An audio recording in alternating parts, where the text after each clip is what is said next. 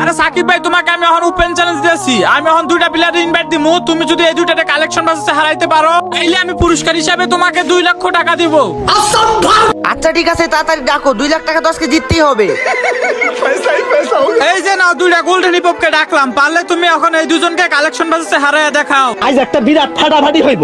আরে দূর দূর ভাই, এই আমাদের সাথে কি কালেকশন বাস করবে? ওই কি আমাদের লেভেলে আছে? तेरी दादागिरी निकाल दूंगा मैं। আরে ভাই বেশি কথা না বললে কালেকশন ভার্সেস কর। আমি এই 10 লাখ টাকার আইডি দিয়ে প্রতিদিন করি লাইভ, এই দেখ সিজন 5।